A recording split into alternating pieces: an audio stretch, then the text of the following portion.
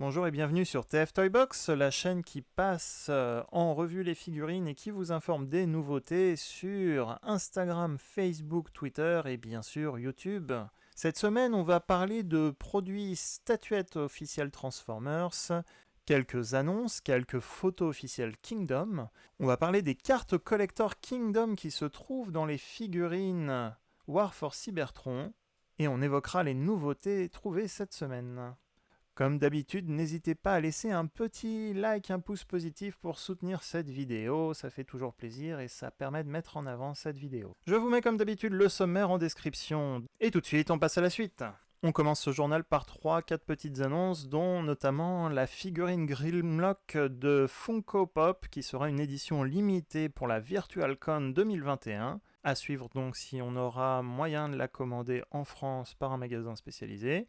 Autre nouveauté de Diamond Select, des mini-figurines aussi représentant Optimus, Bumblebee, Shockwave et Starscream, sorties prévues aux États-Unis en août. Là aussi, à voir si et dans quel magasin on va pouvoir les avoir. Enfin, Super 7 qui fait des figurines aussi de type Action Masters, des robots non transformables mais très proches des personnages de dessin animé, a annoncé un calendrier de sortie. 3 vagues différentes, avec en vague 1 pour cet hiver ou printemps Ghost, Starscream, le fantôme de Starscream G1, Optimus Prime en G1, Bombshell et Banzaitron, ce sont les photos qu'on a déjà vues sur internet. En Wave 2, on a Megatron G1, Grimlock G1, Bludgeon Pretender, et Trax G1. J'imagine que Bludgeon est G1 aussi, pourquoi ils l'ont pas appelé G1, on ne sait pas. Et enfin, Tarn, qui est un personnage de BD IDW connu, Megatron Génération 2, Alligatorcon et Wreck-Car G1, le Junkie Yang du film Transformers 86. Enfin, une annonce de Takara, un lancement officiel d'un nouveau produit Masterpiece MPM 12, dont l'annonce se fera le 25 février prochain. Est-ce que cela fait suite à la fuite observée la semaine dernière? On le saura donc dans quelques jours. Continuons donc dans l'univers des films avec quelques photos officielles de Takara Tomy de leur compte Twitter, le nouveau Starscream Studio Series, issu du film Bumblebee Movie. Il arrive, quelques précommandes ont été vues pour la France et c'est une figurine Voyager Class qui se transforme en jet cybertronien. Attention, c'est pas exactement un Tetrajet comme on a l'habitude de le voir, c'est la version Tetrajet du film Bumblebee. Il semble récupérer beaucoup de morceaux de design de Blitzwing du film Bumblebee également, mais le mode terrestre jet. Donc beaucoup de nouvelles pièces pour ce Tetrajet. Continuons avec quelques images Kingdom du même compte Twitter avec le Leader Class Ultra Magnus qui aura la capacité, comme la version siège, d'avoir la version camion blanc avec une armure représentant Ultra Magnus du dessin animé et aussi du film 1986. La tête est donc beaucoup plus fidèle au dessin animé des années 80 dans cette version. Très peu de différence avec la version siège puisqu'il reste une version terrestre du Leader Class siège. Quelques morceaux ont été donc subtilement changés pour convertir le mode cybertronien en mode terrestre. Quelques images également du Voyager Class Inferno de la vague 2 en mode robot et en mode véhicule. Le mode véhicule a une nouvelle échelle par rapport à Grapple car c'est une version modifiée de Grapple. Il a bien ses petites oreilles grises que Grapple n'avait pas, si on peut appeler ça des oreilles, et aura lui aussi droit à une main pistolet comme Grapple, qui lui servait plus d'extincteur dans le dessin animé. Chapitre spécifique Kingdom à présent, puisque beaucoup de nouveautés de la vague 2 et le reste de la vague 1 fait son apparition dans certains magasins. La distribution n'est pas la même selon les magasins, mais les stocks arrivent petit à petit selon les régions et selon les différents magasins. Aujourd'hui, je vous propose donc un petit topo sur les cartes collector Kingdom. Un sujet qui revient fréquemment dans les vidéos de revue et aussi les commentaires et les réseaux sociaux. La question qui revient essentiellement, c'est pourquoi le personnage sur la carte ne correspond pas au personnage de la figurine achetée. Eh bien ça vient tout simplement du concept de carte, car tous les personnages n'auront pas leur carte collector, mais si un personnage a droit à une carte, ça veut dire en fait qu'il a droit à 3 cartes différentes, réparties sur les différentes vagues de figurines Kingdom. Comme on le verra tout de suite après, par exemple, Optimus Prime a une carte dans la vague 1 et une carte dans la vague 2. Début d'explication, les cartes collector sont des cartes Golden Disc. Le Golden Disc dans Beast Wars est un vrai disque envoyé par la NASA sur les sondes Voyager dans les années 70. Ce sont d'ailleurs les symboles de ce disque que vous retrouvez sur les emballages des figurines Deluxe Voyager et Leader de la classe Kingdom. Ce disque existe donc bien et se balade en ce moment même dans l'espace. Attention, dans les minutes qui suivent, il va y avoir quelques spoilers sur la saison 2 et 3 de Beast Wars, une série que je vous recommande très fortement. Je vais essayer de ne pas trop en dire. Mais dans les épisodes Beast Wars, on apprend que Megatron, G1 Génération Megatron, a intercepté le disque dans l'espace et a inscrit des informations importantes et vitales sur ce disque. Toujours dans l'univers Transformers, le disque a été trouvé par les Transformers et est maintenant une relique stockée sur Cybertron. Et c'est Beast Megatron, Megatron Tyrannosaure donc, qui va voler le disque et voyager dans l'espace et le temps pour ses fins plus que douteuses. Lors d'une confrontation avec l'arche, la vraie arche G1 dans l'univers Beast Wars, le destin risque de changer jusqu'à ce que bien sûr les Maximals puissent intervenir. Le Golden Disc est donc un outil qui peut changer le destin de tout l'univers. C'est un objet donc qui sera, je pense, important dans la série War for Cybertron. Il a déjà fait une petite apparition dans un épisode de Earthrise. Il est également présent dans la publicité pour la promotion des figurines Kingdom par Hasbro parue cette semaine. Mais donc revenons-en aux cartes. Plutôt que de changer le destin de tout l'univers, ces cartes vont raconter le destin possible d'un personnage de la gamme Kingdom.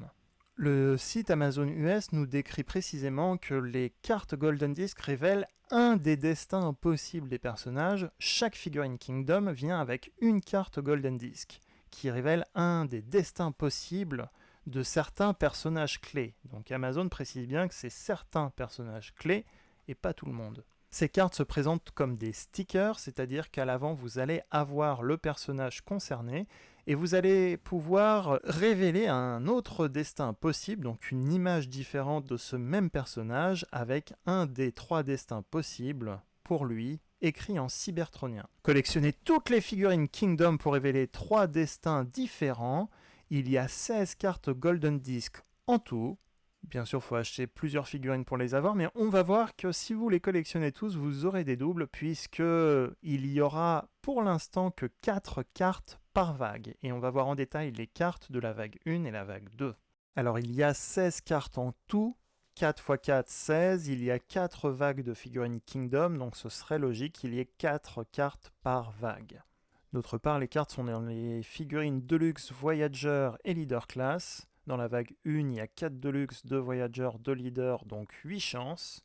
La vague 2 a 4 figurines Deluxe, 2 Voyager et 1 Leader, donc 7 chances d'avoir les 4 cartes de la vague 2.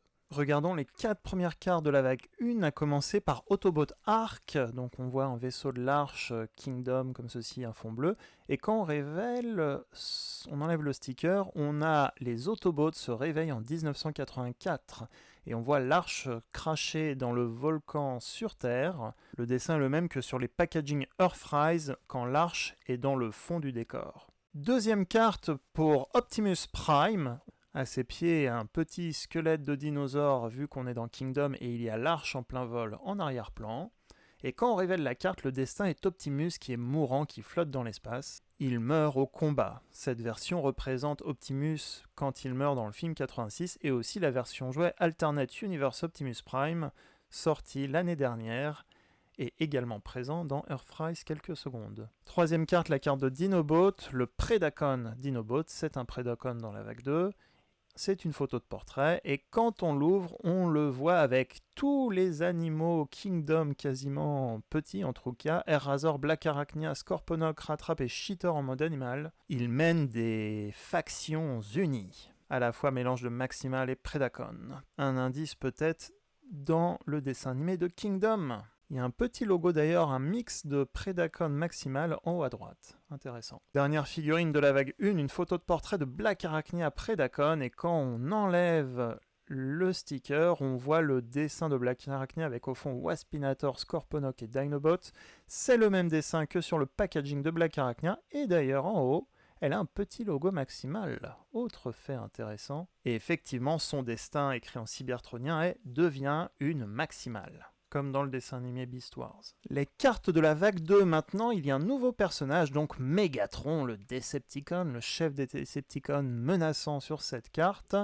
Et il est un gladiateur sur Cybertron avec une armure un petit peu particulière, mais ça reste la version de siège Megatron un peu modifiée. Son destin il redevient un gladiateur dans les arènes. Nouvelle carte vague 2 du destin de l'Arche, donc c'est le deuxième destin possible de Autobot Arc, et là ils l'ont appelé juste Arc, et effectivement elle devient une Arc Decepticon, une Arche Decepticon, becomes Dark Arc. Le vaisseau devient une version sombre de l'Arche, Dark Arc, Decepticon.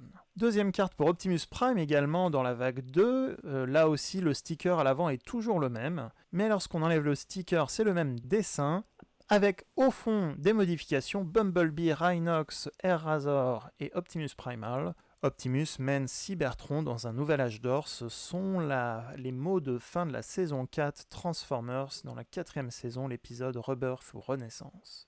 Dernière carte que je n'ai pas en ma possession, c'est une deuxième carte destin de Demonobot, donc exclusive à la vague 2, et cette fois Dinobot deviendra un maximal. Il manquera donc 8 cartes qui sont réparties dans les 2 dernières vagues Kingdom qui sortiront cette année. À suivre dans un prochain podcast. N'hésitez pas à mettre en commentaire ce que vous pensez de ces cartes collector Kingdom et quel destin donneriez-vous à certains personnages Kingdom pour compléter cette série. Et enfin, nouveauté vue cette semaine, en plus de la semaine dernière, l'Ultra Class Thunderhaul commence à apparaître à Jouet Club et dans plusieurs Jouet Club. Il y a plusieurs photos qui ont été vues sur les réseaux sociaux cette semaine. Si jamais vous n'arrivez pas à trouver certains de ces produits, je vous mets comme d'habitude des liens en description de cette vidéo pour des achats en ligne. Jouet Club a d'ailleurs restocké les Leader Class Studio Series Blackout et Grimlock pour ceux qui les ont ratés, et également les Voyager Megatron et Mixmasters des premiers et deuxièmes films. Plusieurs King Jouets reçoivent depuis la semaine dernière la vague 2 Deluxe Kingdom sans même avoir eu la vague 1. Pour rappel, la vague 2 est constituée de Huffer, donc le petit camion minibot de 84. Je vous mets les liens en haut et en description de cette vidéo des revues des Deluxe de la vague 2 qui ont été traitées sur cette chaîne. Vidéo disponible de Huffer, mais aussi de Air Razor, la maximale de la vague 2, qui se transforme en faucon, qui fait partie de l'équipe d'Optimus Primal. Pour info, elle est également en précommande, je vous mets le lien en description de cette vidéo. Et enfin, Ractonite ou Ractonite, un Predacon Fossilizer qui, comme Paléotrex, peut s'assembler et former des armes et armures pour d'autres figurines. On continue avec le magasin Album sur Paris qui a restocké les 4 Headmaster rétro de la vague 1, mais a stocké également Optimus Prime en Leader Class, donc c'est un repack de la version Earthrise avec un nouvel emballage ici présent. Il y a même les mêmes images 3D sur le dos du packaging. Et ils ont également en quantité limitée Vertebrek qui avait été trouvé déjà la semaine dernière et qui est également passé en revue sur cette chaîne. Je vous remets le lien en haut et en description de cette vidéo de la revue. Et la semaine dernière, je vous disais que les Studio Series commençaient à faire leur apparition et cette semaine, c'est Hot Rod qui est arrivé à la maison. Première impression, une super belle figurine bourrée d'accessoires. Un peu petite mais qui a un niveau de détail et d'articulation de Studio Series et de Voyager Class. Là aussi je vous mets le lien où je l'ai trouvé sur Amazon tout simplement en description de cette vidéo. La revue est pour la semaine prochaine. Amazon vient également de mettre en précommande Jazz et Blur. Si vous aussi vous trouvez des nouveautés, n'hésitez pas à les laisser en commentaire en description de cette vidéo en précisant le magasin où il a été trouvé et quelle figurine a été trouvée. Si cette vidéo vous a plu et que vous êtes nouveau, n'oubliez pas de vous abonner à la chaîne en bas de cette vidéo et d'activer la petite cloche pour recevoir automatiquement les futures vidéos. N'oubliez pas de laisser un petit pouce positif également si cela vous a plu. Si ce mini-sujet vous a plu, n'hésitez pas à me dire en commentaire vos différents retours et si vous voulez voir d'autres sujets approfondis en podcast ou voir une nouvelle revue de figurines, N'hésitez pas également à laisser en commentaire vos demandes et je regarderai ça avec plaisir. Je vais également tester de faire quelques revues Marvel et Star Wars Black Series dans quelques temps. Vous êtes prévenus par cette vidéo. En tout cas, j'espère que ça vous a plu et d'ici là, à très bientôt pour une prochaine vidéo.